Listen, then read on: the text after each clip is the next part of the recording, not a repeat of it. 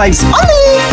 Hi Makasi, welcome back to my channel again. So today is it Friday today? Saturday. It's Saturday and it's 11 o'clock in the US time.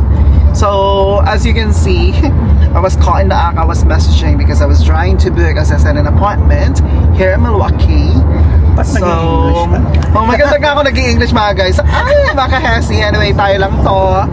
Nakalanghap lang tayo ng sariwang hangin. Hindi pa na sariwa. Nako, puro motorway ang hangin dito, girls. Anyway, papunta kami ngayon sa Pan-Asian store. Obviously, as an Asian person, we need to get all the condiments and makagamitin natin sa pagluluto. Ayun, then afterwards, meron kami appointment papunta sa sa dealership ng sakyan. And ako guys, antabayanan nyo kung anong car ang kukunin ni Paolo. Hindi ako yung asawa kong kukuha. Anyway, I'll see you again later and follow me in today's ganap. I'll see you later. Bye! Bye-bye!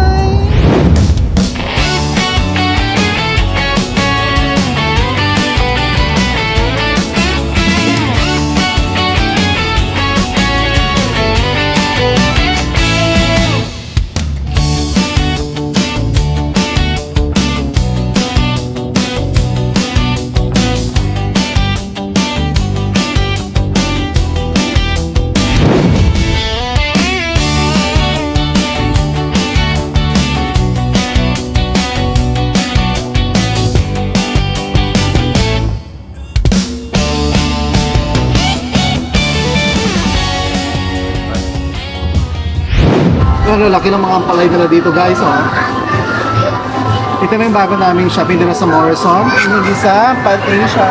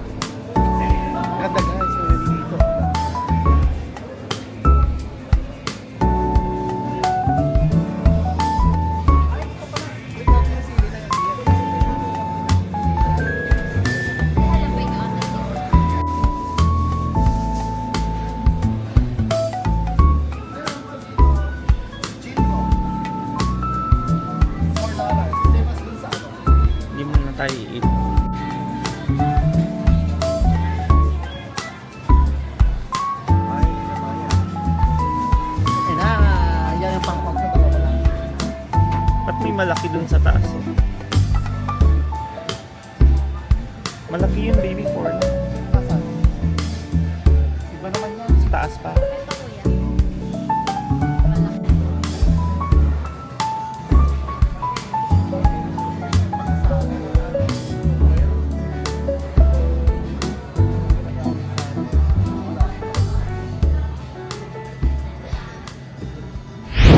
Aming grocery dito sa Pan-Asian store.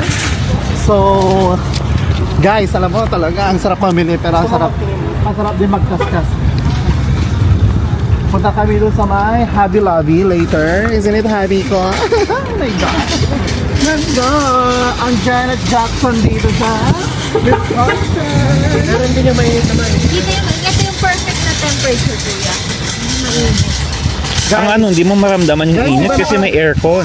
Naka-pick up kami last time. Naku, may bago kaming chikot, guys. Sonata. Charot lang yun. Rental to, ah. Yan. Okay, mamaya muna mag-call muna tayo, guys. Mag-anik muna tayo. Maglagay muna tayo na ganyan. Alam mo kung bakit ito? Kasi yung mga majority na bibilhin, gamit na ng bahay. Pagkatapos yung wala ka ng gastos, kasi yan na lahat eh. Ito na yung malalaking purchase mo. Ganyan talaga pag nag-start ka sa life. Ito na lang may plastic pa sila. Ayun pala ba? Ay, naku, maraming plastic sa Asia. Kasi sa New York, Bawal na to. Welcome to Wisconsin. Everything is possible. Yung mga plastic I-push mo isave dun, mo, kuya. kuya. Push mo kasi itong part na.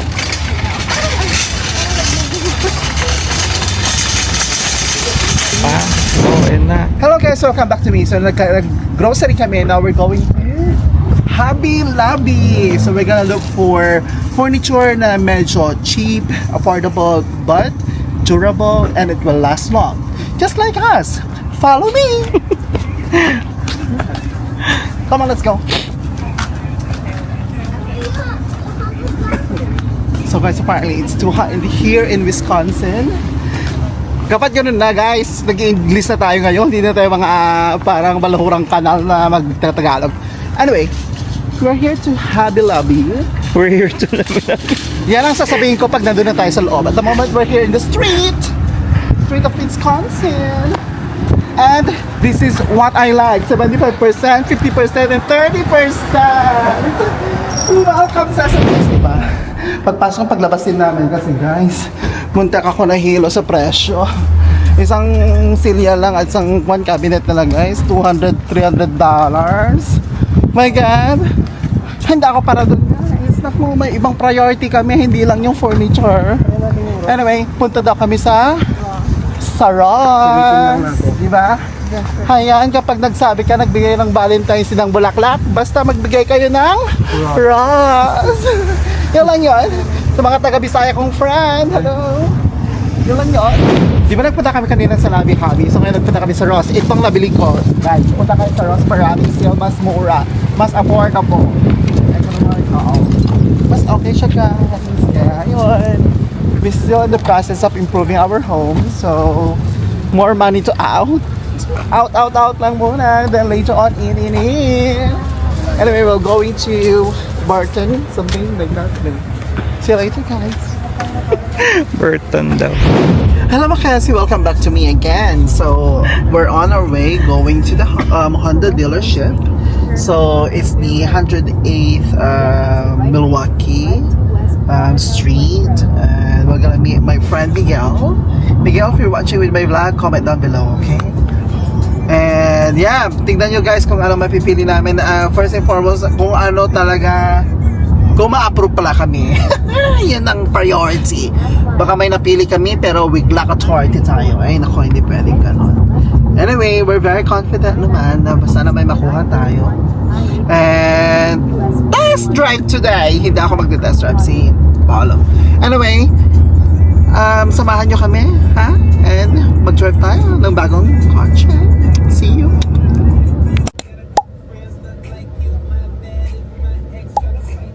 Bakit? Hala ba kaya si Sir nag-power nap lang ako ha kasi medyo matagal ang biyahe. See you later.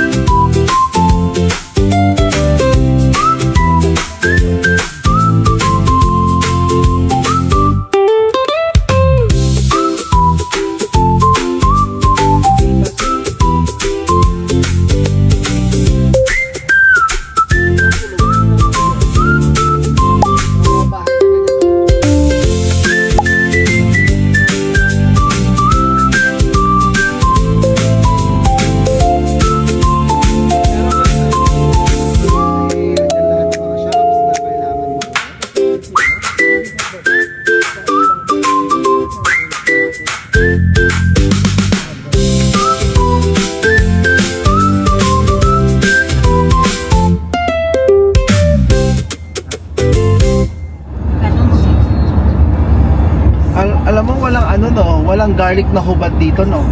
Meron kuya. Saan? Sa Costco rin natin meron na yung mga hubad. Field na Oo. ano? Oh, sige. Tapos bili ulit tayo ng container. Sa Asian sana, tinignan mo. Kanina. Wala. Kasi para madaling mag ano yung alam mo. Hello mga kahasi, welcome back to my channel again. So anyway, pagkatapos namin sa Honda, so basically ang kinuha namin is Honda CR-V. We did test drive the Honda CR-V EXL 2026. Pero ang price niya is like $38,000 without any taxes and stuff. Imagine guys, malaking utang yan. So anyway, nagsabi kami na kung pwede kami mag yung parang pre-owned or used, like certified approved na used car. So nagpunta kami ng 2025. So tinest drive naman na yon. Anyway guys, ang sinasabi ko, yun 35,000 US dollars naman yon. Hindi automatic yung tailgate niya. And at the same time guys, Jahor ang loob, parang may namatay na Jason or Animales. Tapos lahat ng mga stitches sa loob, ako nagtatas-tas, although 2025 yon. So yung kapatid ko, na-check niya kanina yung hood, parang namasilya yata, so parang nabunggo. Tapos nagkakaroon ng error yung system doon sa screen ng drive nila. So sabi ko wag na yan kasi parang pati ng kapatid ko sabi no proceed. So nagti-2024 kaming CRV guys, EXL 2024 is very similar with the 2026. Yun, nagustuhan namin yung amoy, very crisp ang metal, lahat super. So we all decided in a consensus. Ay, dito bang catch guys, ang price nun 33,000 US dollars and plus the tax 35,000 US dollars. So can you imagine yung kapag kukunin mo yung brand nyo, ang laki ng difference. Wala, ang difference lang naman, mugs lang naman at saka nandun na, EXL na yon with all the blind spot sensor, climate change, you got your front and back camera and sensor. So nandun na lahat. So yun yung pinili namin. Hindi kami nag-brand new. Second hand na lang kami. So ngayon, nag-deposit kami ng $500 para ma-hold yung car. Pero kailangan namin mag-exam muna kasi hindi ma-release yun. Mag-driver's license. Dapat may US driver's license kami. Kasi we're holding currently a Philippine driver's license. Then after that, release yung car. Pero syempre sinabit namin sa finance. So basically, ang Advanced Credit Union ang nag-back up sa amin kasi wala kaming SSN. So pagdating namin to, that was kailan ba yun? Basta that was couple days back. Pinapassas na yung SSN namin guys. So ngayon, luckily may appointment sa July 15 for the SSN. Kasi dito guys, kung wala kang SSN, talagang pahirapan na pag-open ng energy, ng wifi, lahat. Ayun ang ganap namin ngayon. Tapos obviously nagpunta kami ng Home Goods, nagpunta kami ng Marshalls, naghanap ako ng container para sa mga anik-anik kong pagluluto, mga kasarola. And now we're heading to Costco. Try namin mag-register guys kasi more meat, more power. Ika nga ni Ernie Viron. And yung pala is more knowledge, more power yan. But anyway guys, I have to go. Sabi ng asawa ko, cut it off. Anyway, I'll see you later at Costco. Love ya. Wisconsin guys. There you go. If you want to come and visit, just pick apples. Oh, that's Greenfield.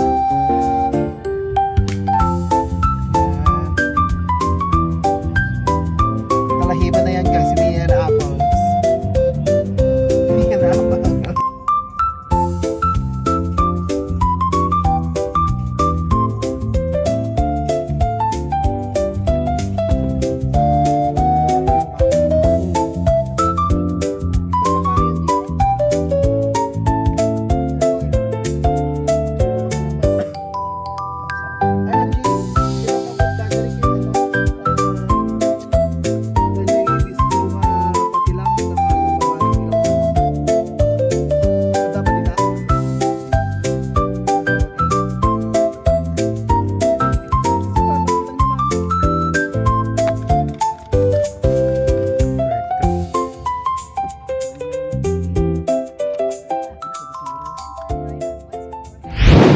Hello Makasi, welcome back to my channel again. I can welcome all my day pala. Welcome back to me, my channel.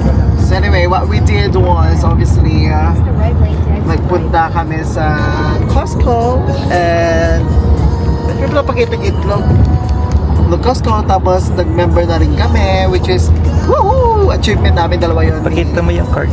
Ni Paulito, ni Paul Totot. Anyway guys, nag-member kami dalawa, so nandito na Costco member na kami, finally. Tapos kami mag-asawa, tapos nag-grocery na kami ng mga karne. Nakita nyo kanina mga itlog. stock namin, tapos saan dami namin nabili, stock lang sa bahay. It was a productive day today. Tapos nag-charity shop ulit kami. Wala kami nakitang mga murang console, table, at saka TV stand. So hopefully, makakabit ng internet namin ngayon kasi dumating na yung router. I hope, kasi may parcel na dumating. But anyway guys, I just want to end this vlog. It's already 7:37 in the evening. I'm so tired and we're all tired. And till next time again guys, this is our, what day na? Third, fourth day. We've lost count already. So anyway, see you again next time. And thanks for watching guys. Don't forget to click and subscribe and share and comment down below. Again, this vlog is created for everyone to watch our transition from the UK to the US until na dumating na kami dito at ano pa yung pwede namin gawin ni Pao. Alright? Anyway guys, enjoy your night or enjoy your day kung saan kayo lupat ng mundo. And I love you all and remember, good vibes on me.